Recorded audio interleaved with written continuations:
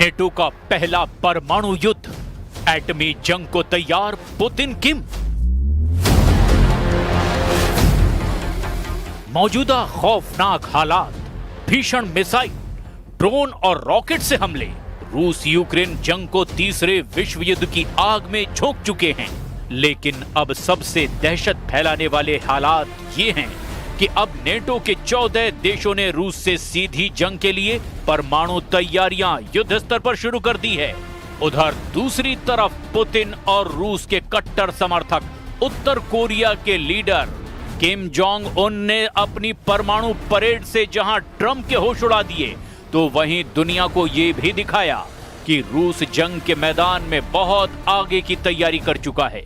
रूस पहले ही बेलारूस के साथ मिलकर के जापान 2025 और परमाणु युद्ध की तैयारियां 10 से 16 सितंबर के बीच पूरी कर चुका है। इधर उत्तर कोरिया के supreme leader Kim Jong Un ने उत्तर कोरियाई सेना की 80वीं वर्षगांठ के मौके पर दुनिया की सबसे विनाशक मिसाइलों के साथ शक्ति प्रदर्शन किया है। वॉर एक्सपर्ट्स का दावा है कि चाहे रूस हो या फिर नेटो, यूरोप या फिर अमेरिका, सभी मानकर चल रहे हैं कि जब तक आर पार की जंग नहीं होगी तब तक दुनिया में फिर से शक्ति संतुलन नहीं हो पाएगा। और यही वजह है कि 3.5 साल बाद भी रूस यूक्रेन पर कब्जा करने में जुटा हुआ है। हम आपको अब जंग का वो दौर दिखाने जा रहे हैं जहां फैसला परमाणु युद्ध से होगा।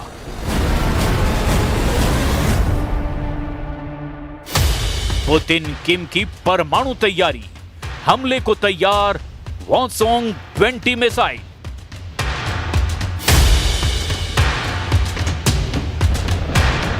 दुनिया के लगभग सभी देश जानते हैं कि रूस की परमाणु ताकत के सामने दुनिया का कोई भी देश नहीं टिक सकता।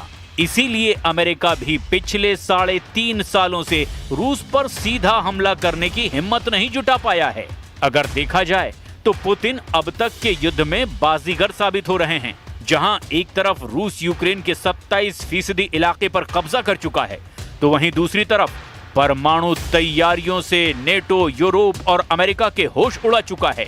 अब आप इसी बात से अंदाजा लगा सकते हैं कि रूस को जहां चीन, ईरान और उत्तर कोरिया से सीधी जंगी मदद मिल रही है, तो वहीं उत्तर कोरिया पुतिन के एक इशारे पर परमाणु हमला करने को तैयार बैठा है। खास तौर पर उत्तर कोरिया के supreme leader Kim Jong Un ने 10 घंटे पहले ही जिस तरह से अपनी परमाणु ताकत दिखाई है, उसे देखकर राष्ट्रपति ट्रंप, राष्ट्रपति ज़ेलेंस्की और नेटो चीफ मार्क रूटे के हाथ पांव फूलने लगे हैं। जरा देखिए उत्तर कोरिया की परमाणु शक्ति कैसे युद्ध में गेम चेंजर साबित हो सकती है। उत्तर कोरिया की इस सैन्य परेड में दुनिया के सबसे एडवांस हथियारों को दिखाया है, जिनमें उसकी नई वॉसोंग 20 इंटरकॉन्टिनेंटल बैलिस्टिक मिसाइल यानी ICBM भी शामिल है, जिसे किम जोंग उन ने सबसे शक्तिशाली परमाणु रणनीतिक हथियार प्रणाली बताया है। परेड में पहली बार 11 एक्सल वाले लॉन्चर ट्रक पर रखे गए विशाल वॉसोंग 20 मिसाइल को दिखाकर उत्तर कोरिया ने तहलका मचा दिया। विशेषज्ञों का कहना है कि ये नई पीढ़ी के ठोस ईंधन रॉकेट इंजन पर आधारित मिसाइल हैं। इसका इंजन 1971 किलो न्यूटन का थ्रस्ट उत्पन्न कर सकता है, जो पहले के सभी उत्तर कोरियाई रॉकेट इंजनों से ज्यादा शक्तिशाली है। किम जोंग उन ने उत्तर कोरिया की सेना की 80वीं वर्षगांठ के मौके पर दुनिया की सबसे विनाशक मिसाइलों के साथ शक्ति प्रदर्शन किया है। तस्वीरों में दिखाया गया कि देर रात तक चले इस कार्यक्रम के लिए रंग बिरंगे पारंपरिक परिधानों में हजारों लोग उत्तर कोरिया की राजधानी की सड़कों पर उमड़ पड़े, राष्ट्रीय ध्वज लहरा रहे थे और मुख्य सड़कों पर हथियारों की गड़गड़ाहट के बीच किम जोंग उनके जयकारे लगा रहे थे। इस दौरान उत्तर कोरिया के सुप्रीम लीडर किम जोंग उनके साथ शक्ति प्रदर्शन के लिए रूसी सुरक्षा परिषद के उप प्रमुख और राष्ट्रपति व्लादिमीर पुतिन के करीबी सहयोगी और रूस के पूर्व राष्ट्रपति दिमित्री मेदवेदेव, चीनी प्रधानमंत्री ली कीयांग और वियतनाम के नेता जो लाम के साथ मौजूद थे। उत्तर कोरिया के आधिकारिक कोरियन सेंट्रल न्यूज एजेंसी की तरफ से जारी तस्वीरों में देखा गया कि ये सभी नेता किम जोंग उन के पास बैठे हैं। चीन और रूसी नेताओं की मौजूदगी के साथ उत्तर कोरिया ने अमेरिका को सीधे चुनौती दी है। Ну, там были и вопросы, связанные, скажем, с обсуждением проблем с поставками новых систем оружия, в том числе дальнобойных систем высокой точности, это томагавки и так далее. Ну, я уже сказал, что это приведет к разрушению наших отношений, во всяком случае наметившихся позитивных тенденций в этих отношениях. किम जोंग उन ने अपने भाषण में सीधे तौर पर यह स्वीकार किया कि उत्तर कोरियाई सैनिक रूस की सेनाओं के साथ अंतर्राष्ट्रीय न्याय की लड़ाई लड़ रहे हैं। दक्षिण कोरिया के मुताबिक यूक्रेन के साथ लड़ाई में उत्तर कोरिया के अभी तक 600 से ज्यादा सैनिक मारे गए हैं। इस परेड में उत्तर कोरिया ने लेटेस्ट तकनीक का प्रदर्शन किया, जिसमें लंबी दूरी की क्रूज मिसाइलें, ड्रोन लॉन्च व्हीकल और ground to air missile system भी शामिल थे। नेटो के 14 देशों के 71 परमाणु हथियार लॉन्च। इधर दूसरी तरफ नेटो और यूरोपीय देशों ने हैरान करने वाला दावा किया है। खबर है कि अब रूस के यूक्रेन पर आक्रामक और खूनी हमलों को देखते हुए नेटो और अमेरिका भी आर पार की जंग को मजबूर हो रहे हैं।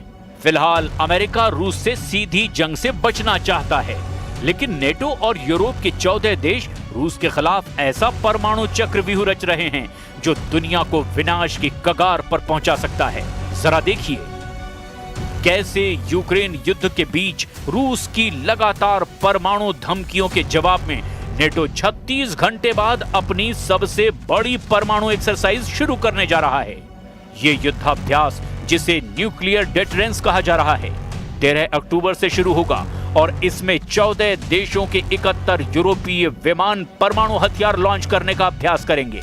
इस परमाणु अभ्यास को स्टीट फास्ट नून नाम दिया गया है, जो लगभग 2 हफ्ते तक चलेगा और इसका नेतृत्व नीदरलैंड करेगा। इसमें 14 नेटो देशों के 71 विमान शामिल होंगे। इस अभ्यास का मुख्य उद्देश्य परमाणु रक्षा प्रणाली को सक्रिय करना और पारंपरिक हथियारों के साथ परमाणु निवारण पर जोर देना है।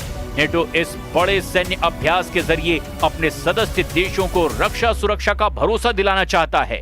नेटो से जुड़ी यूरोपीय मीडिया के मुताबिक इस नेटो परमाणु अभ्यास में परमाणु हथियार ले जाने में सक्षम परमाणु बम, विमान और लड़ाकू जेट भाग ले रहे हैं। नेटो से जुड़ी यूरोपीय मीडिया के मुताबिक इस नेटो परमाणु अभ्यास में परमाणु हथियार ले जाने में सक्षम बम वर्षक विमान और लड़ाकू जेट भाग ले रहे हैं, लेकिन किसी भी परमाणु हथियार या जीवित गोला बारूद का इस्तेमाल नहीं किया जाएगा। नेटो महासचिव मार्क रूटे ने एक वीडियो बयान में कहा, हमें ऐसा करने की जरूरत है क्योंकि हम अपनी परमाणु तैयारियां पूरी रखना चाहते हैं। इस परमाणु अभ्यास का अधिकांश हिस्सा उत्तरी सागर में रूस और यूक्रेन से दूर आयोजित किया जा रहा है और इसमें बेल्जियम, ब्रिटेन, डेनमार्क और नीदरलैंड्स के सैन्य अड्डे भी शामिल होंगे। We spoke with the United States. We are very thankful to President Trump for this dialogue. Last time we had very good meeting, very productive dialogue, and we spoke about long-range missiles, long-range weapon. I mean, we spoke about it, so we will see. Everything depends on his decision. अब ऐसे हालात में साफ है कि दूसरी तरफ चीन, उत्तर कोरिया और ईरान जैसे देशों के साथ मिलकर रूस